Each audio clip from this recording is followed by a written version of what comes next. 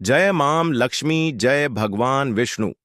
मेरे प्यारे भक्तों, तुलसी माता को जल देते समय बोलने चाहिए यह 3 शब्द, सभी मनोकामनाएं पूर्ण हो जाती हैं।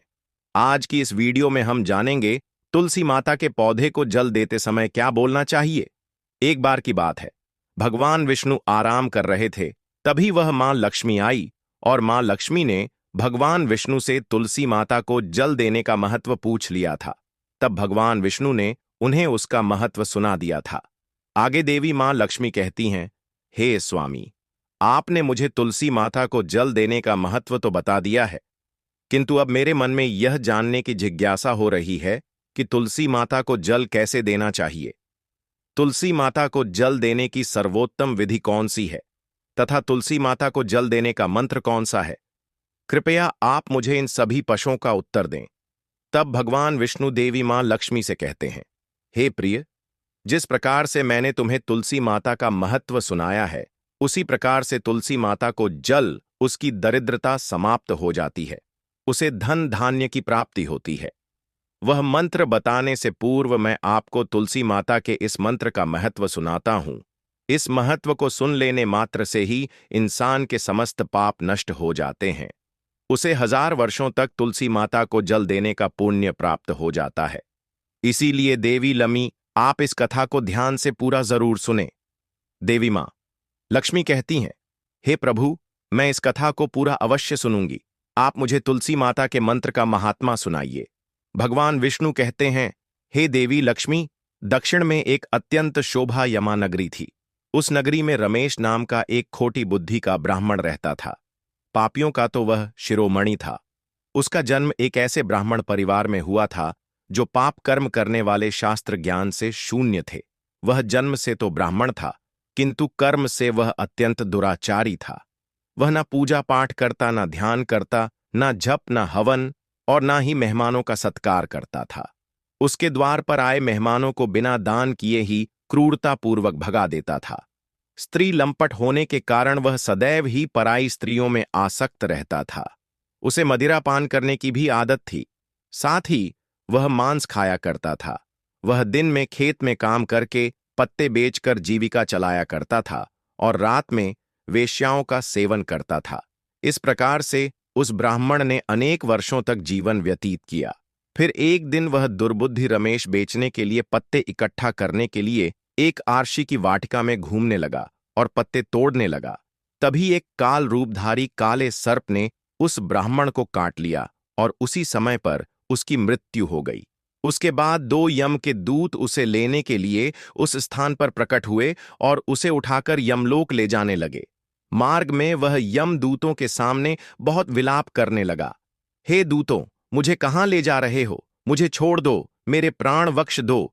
किंतु यमदूत उसे यह कहते हुए ले जाने लगे, अरे दुष्ट ब्राह्मण, तेरे पाप कर्मों के कारण तुझे सांप ने काट लिया है। अब यमदेव तुझे अवश्य घोर नरक में डाल देंगे। फिर यम के दूत उस ब्राह्मण को लेकर यमलोक पहुंचते हैं और यमदेव के सामने खड़े हो जाते हैं। चित्रगुप्त उस ब्राह्मण का लेखा जोखा निकालते हैं और यमदेव से कहते हैं, हे धर्मराज, इस ब्राह्मण ने बचपन से लेकर मृत्यु तक पाप ही पाप किया है। इसने कभी कोई पुण्य का काम नहीं किया है।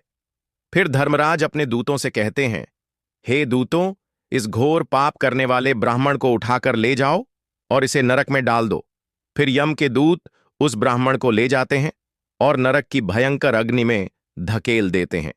अनेक वर्षों तक नरक में सजा भुगतने के बाद उस ब्राह्मण को दूसरे जन्म में एक बैल का शरीर मिलता है। बैल का जन्म पाकर वह बोझ उठाने का काम करने लगा। उसका मालिक उससे दिन रात काम करवाने लगा। फिर जब उस बैल की शक्ति कम हुई तो उसके मालिक ने उसे एक लंगड़े आदमी को बेच दिया। उस लंगड़े आदमी ने उस बैल को खुद का बोझ उठाने के लिए उपयोग किया। वह उसकी पीठ पर बैठकर घूमा करता था।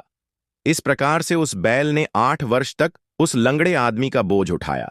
फिर एक दिन वह लंगड़ा आदमी उस बैल की पीठ पर बैठकर किसी ऊंचे पर्वत पर जाने लगता है। उस पर्वत पर बहुत देर तक चढ़ने के कारण वह बैल बहुत थक गया। उसकी शक्ति क्षीण हो गई और कुछ समय बाद वह बैल बहुत जोर से मूर्छित होकर जमीन पर गिर पड़ा और अंतिम सांसें लेने लगा। तभी वहां पर खड़े लोगों को उस बैल पर बड़ी दया आ गई और वे उसके मुख में पानी डालने लगे। फिर उन लोगों में एक पुण्यात्मा व्यक्ति था। उसने उस बैल का कल्याण करने के लिए अपना पुण्य उस बैल को दे दिया। उसे देखकर अन्य लोगों ने भी अपना अपना पुण्य याद करके कुछ पुण्य उस बैल को दे दिया ताकि उसे मुक्ति मिल सके। उसी भीड़ में एक वेश्या भी खड़ी हुई थी। सभी लोग अपना पुण्य उस बैल को दे रहे थे। यह देखकर उस वेश्या ने भी अपना पुण्य उस बैल को दे दिया। कुछ देर बाद उस बैल की मृत्यु हो जाती है। फिर उस स्थान पर यमदूत आते हैं और उस बैल के शरीर से उस ब्राह्मण की आत्मा को निकालकर यमलोक ले जाते हैं। यमलोक ले जाने पर उसे यमदेव के सामने खड़ा किया जाता है और फिर चित्रगुप्त उसका लेखा जोखा देखते हैं तो वे आश्चर्य में पड़ जाते हैं। उस वैश्या के द्वारा उस बैल को दिया हुआ पुण्य बहुत बड़ा होता है। उस पुण्य के प्रभाव से सभी जन्मों के पाप नष्ट हो जाते हैं। फिर देव उस ब्राह्मण के सभी पाप क्षमा करते हैं और कहते हैं, हे ब्राह्मण, उस वैश्या ने तुझे अपना पुण्य देकर तुझ पर बड़ा उपकार किया है।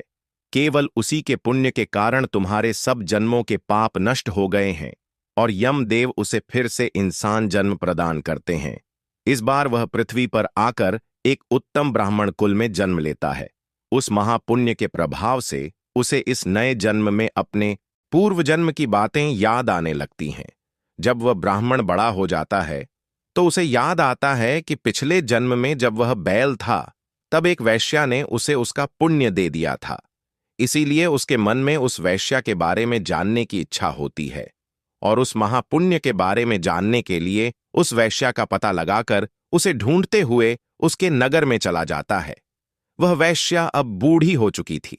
फिर जब उसे वह वैश्या मिल जाती है तो वह उसके सामने जाकर उसे बार बार प्रणाम करता है और उस वैश्या का धन्यवाद करने लगता है। वह वैश्या कहने लगती है, हे ब्राह्मण श्रेष्ठ, आप कौन हैं और किस कारणवश आप मुझ वैश्या को धन्यवाद दे रहे हैं? मैंने आपका कौन सा कार्य किया है जो आप मुझे नमस्कार कर रहे हैं? तब वह ब्राह्मण कहता है, हे मां, मैं वही बैल हूं जिसे तुमने अपना पुण्य दे डाला था। अपने पाप कर्मों के कारण मुझे पिछले जन्म में बैल होना पड़ा था। उस पर्वत पर जब मैं मर रहा था तो तुमने मुझे ना पुण्य दिया था। तुम्हारे पुण्य के प्रभाव से ही आज मुझे फिर से इंसान जन्म मिला है। तुम्हारे द्वारा दिए गए उसी पुण्य के कारण मुझे अपने पूर्व जन्म की सारी बातें याद है। किंतु हे मां, मैं आज यहां पर यह जानने के लिए आया हूं कि तुमने मुझे उस समय पर अपना कौन सा पुण्य दिया था जिस कारण से मेरे सभी जन्मों के पाप नष्ट हो चुके हैं। मैं उस पुण्य के बारे में जानना चाहता हूं। तब वैश्या ने कहा, हे ब्राह्मण श्रेष्ठ, मैंने तो अपने जीवन में कोई पुण्य के काम नहीं किए हैं, किंतु मेरे घर में एक तोता है जो पिंजरे में रहकर हमेशा कुछ बोलता रहता है, जिसे सुनकर मेरा अंतकरण पवित्र हो गया है। उसी तोते के द्वारा बोले गए मंत्र का पुण्य मैंने तुम्हें दान में दिया था। फिर वह वैश्य और वह ब्राह्मण उस तोते के पास जाते हैं और उसे पूछने लगते हैं, हे शुक, तुम कौन सा मंत्र बोलते रहते हो जिससे हमारे जीवन का उद्धार हुआ है? यह मंत्र तुम्हें किसने सिखाया और इस मंत्र का क्या अर्थ होता है? तब उस तोते ने अपने पूर्व जन्म का वृतांत सुनाना आरंभ किया। वह तोता कहने लगा, हे ब्राह्मण श्रेष्ठ, पिछले जन्म में मैं एक ब्राह्मण था। मैं अपने ज्ञान के अहंकार में अंधा हो चुका था। मैंने कभी गुरुजनों का आदर नहीं किया, सदैव ही उनका अपमान किया। मुझे अपने ज्ञान पर इतना अधिक घमंड हो गया था कि जिस कारण से मेरा क्रोध बहुत अधिक बढ़ गया और मैं सभी से द्वेष करने लगा। अन्य मनुष्यों को तुच्छ समझने लगा। विद्वानों का भरी सभा में अपमान करने लगा। फिर कालांतर में मेरी मृत्यु हो गई और मुझे यमलोक ले जाया गया। पूज्य जनों और गुरुजनों का अपमान करने के कारण मुझे तोते के कुल में डाल दिया गया और मेरा जन्म एक तोते के रूप में हो गया। मेरे पाप कर्मों के कारण छोटी अवस्था में ही मेरा अपने माता पिता से हो गया। फिर मैं पेड़ की डाल पर बैठकर रो रहा था तो उसी स्थान से कुछ मुनि जा रहे थे। उन्होंने मेरी दयनीय पुकार सुनी और मुझे लेकर अपने आश्रम में चले गए। वहां उस आश्रम पर उन्होंने मुझे एक सुंदर पिंजरे में रखा और मेरा अच्छी तरह से ख्याल रखा। वे मुझे प्रतिदिन भोजन दिया करते थे और पढ़ाते थे। उस स्थान पर वे आर्षि मुनि, उनकी स्त्रियां और बालक सभी प्रतिदिन तुलसी माता के पौधे को जल देते थे और उसके सामने एक मंत्र का जाप करते थे। उन्हीं के मुख बार बार बार उस मंत्र को सुनकर मैंने उसे रट लिया, और तभी से मैं उस मंत्र को जान गया हूं। और वही मंत्र मैं दिन रात बोलता हूं। उस मंत्र के प्रभाव से मेरी कभी मृत्यु नहीं हुई, और मेरी आयु 100 वर्ष की हो गई, और मैं इतने वर्षों तक जीवित रहा। इसी बीच एक रात को एक चोर उस स्थान पर आ गया, और उसने मुझे वहां से चुरा लिया, और फिर इस वैश्या ने मुझे उस चोर से खरीद लिया। इस वैश्या के घर पर आने के बाद भी मैं उस मंत्र को बोलता रहता था, जिसे सुनकर इस वैश्या का मन भी पवित्र हो गया, और ने वैश्या का काम छोड़कर भगवान विष्णु की भक्ति करने लगी। उसी मंत्र के प्रभाव से मेरे पूर्व जन्मों के सभी पाप नष्ट हो गए, और उसी मंत्र के प्रभाव से इस वैश्या का भी अंतकरण पवित्र हो गया। हे ब्राह्मण देवता, उसी मंत्र के पुण्य से आप भी पाप मुक्त हो गए हैं। इस प्रकार से तोते ने उस ब्राह्मण को और उस वैश्या को सारा तांत सुना दिया, जिसे सुनकर वह ब्राह्मण और वैश्या दोनों ही अत्यंत प्रसन्न हुए, और फिर वे दोनों ही प्रतिदिन तुलसी माता को जल देकर उस मंत्र का जाप करने लगे। फिर वहता वैश्या और वह ब्राह्मण तीनों उस मंत्र के प्रभाव से दिव्य विमानों में बैठकर विष्णु लोक को चले गए। भगवान विष्णु कहते हैं, हे देवी मां लक्ष्मी, देखा आपने केवल तुलसी माता के इस मंत्र के प्रभाव से उस तोते के, उस वैश्या के और उस ब्राह्मण के सभी पाप नष्ट हो गए हैं। इसीलिए प्रत्येक इंसान को रोज तुलसी माता को जल देते समय इस एक मंत्र का उच्चारण अवश्य करना चाहिए। हे देवी, वह मंत्र इस प्रकार है, इसे तुम ध्यान से सुनो। ओम वृंदावन स्वाहा, ओम वृंदावन स्वाहा। भगवान विष्णु कहते हैं कि जो भी स्त्री प्रतिदिन तुलसी माता के समक्ष इस मंत्र का उच्चारण करेगी, वह सौभाग्यशाली बनेगी। जो भी पुरुष तुलसी माता के सामने इस मंत्र का उच्चारण करेगा, उसे अक्षय धन की प्राप्ति होगी। जिस घर के सामने प्रतिदिन तुलसी माता की पूजा की जाएगी, उस घर में साक्षात लक्ष्मी का वास होगा। तुलसी माता का यह मंत्र राजकल्पतरु है। यह समस्त फलों को प्रदान करने वाला है। अतः जो भी तुलसी माता के सामने इस मंत्र का उच्चारण करेगा, उसे संपूर्ण सिद्धियां प्राप्त होंगी। स्त्रियों को सदैव ही स्नान करके, अपने बाल बांधकर, मांग में दूर भरकर प्रतिदिन तुलसी माता को जल देना चाहिए और इस मंत्र का उच्चारण करना चाहिए। रोज तुलसी माता के पौधे की परिक्रमा करनी चाहिए। इससे सभी दोष नष्ट हो जाते हैं। प्रतिदिन शाम के समय तुलसी माता के पास दीपक जलाना चाहिए और तुलसी माता के पास बैठकर भगवान विष्णु की आराधना करनी चाहिए। तुलसी माता के पास दीपक जलाने से इंसान को धन धान्य की प्राप्ति होती है। हजारों अमृत के घड़ों से नहलाने पर भी श्री हरि को उतनी तृप्ति नहीं होती जितनी वे मनुष्यों के द्वारा तुलसी माता का एक पत्ता चढ़ाने से प्राप्त करते हैं। 100,000 गाय के दान से मानव जो फल प्राप्त करता है, वही फल तुलसी माता पत्र के दान से पा लेता है। जो मृत्यु के समय अपने मुख में तुलसी माता पत्र का जल पा जाता है, वह संपूर्ण पापों से मुक्त होकर भगवान विष्णु के धाम जाता है। भगवान विष्णु कहते हैं, पूर्णिमा, अमावस्या, द्वादशी और सूर्य संक्रांति के दिन, मध्याह्न काल, रात्रि और अशौच के समय तेल लगाकर बिना स्नान किए अथवा बिना हाथ पैर धोए रात्रि के वस्त्र पहनकर तुलसी माता के पत्र तोड़ता है, वह महापाप होता है। श्राद्ध, व्रत, दान, प्रतिष्ठा तथा देव पूजा के लिए तोड़े हुए तुलसी माता पत्र बासी होने पर भी 3 रात्रि तक पवित्र ही रहते हैं। तुलसी माता का एक एक पत्ता ना तोड़कर पत्तियों के साथ अग्रभाग को तोड़ना चाहिए।